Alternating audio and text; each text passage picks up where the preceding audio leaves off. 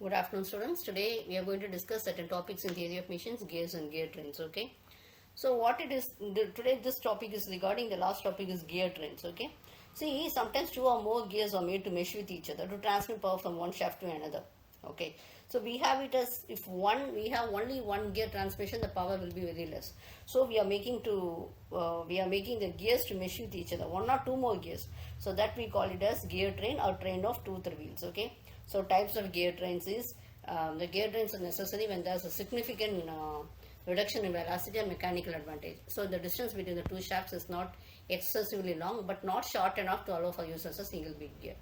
Okay, so when you are designing a particular velocity ratio, everything. So some types we have it as a simple gear train is when there is only one gear on each shaft, we call it as very simple gear train. So this is actually this diagram you can see it as when the distance between this is actually when the distance between two shafts is very small, the two gears 1 and 2 are made to mesh with each other to transmit this motion. Okay, the gear 1 we call it as your drive, we call it as your gear 2. So gear 1, if it is driving, we call it as a driver, and another one we call it as a driven. Okay, so next we are going for the compound gear trains. See, when you take it as a simple gear train, what happens is the velocity will be varied. Okay, so speed ratios will be reverse of it. It will be the inverse relations between the teeth and all.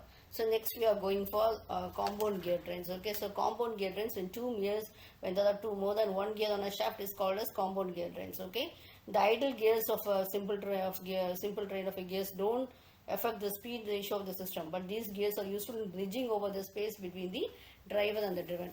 But whenever the distance between the driver and driven or follower has to be bridged over by intermediate gears, then at the same time a great much speed ratios will be required. Okay, so that time the advantage of intermediate gears is intensified by providing compound gears on intermediate shafts. Okay, so the compound gears is being shown with this following diagram. Okay, this is here you can see that N1 will be the speed of the driving gear, N2 T1 is the number of teeth on the driving gear.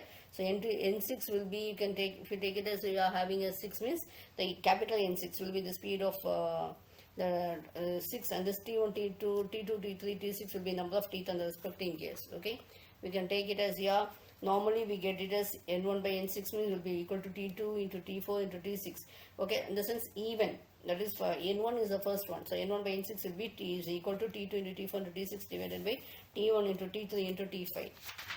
So next we are going to learn about the reverted gear train. Okay, so what it is actually, when you take it as when the axis of the first gear and the last gear or coaxial, then we call it as a reverted gear train. Okay, the gear 1 will be like first driver, it will be driving the gear 2. Okay, and in the opposite direction will be driving in the opposite directions, and again since the gears 2 or 3 are mounted on the same shaft only, so we can say they are forming a compound gear, and the gear 3 will be rotating the same direction as of gear 2. They will be rotating in the same direction. You can see that. Okay, they both are rotating counterclockwise, and now actually the gear 3 will be driving the gear 4 in the same direction of the gear 1. Okay, so in the so we can see that in a reverted gear train, the motion of the first gear and the last gear will be the same. Okay, so so this is also be followed. So this is reverted gear train.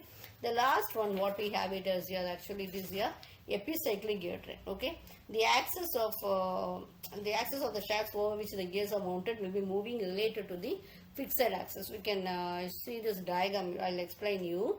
So what happens here is a simple gear train is shown in the diagram. You can see that a gear A and the arm C will have a common axis at O1 about which they can rotate. The gear B will be meshing with gear A, and it will has its axis on the arm at O2 about which the gear B can rotate. If the arm is fixed, the gear train is simple and the gear A can drive gear B or vice versa.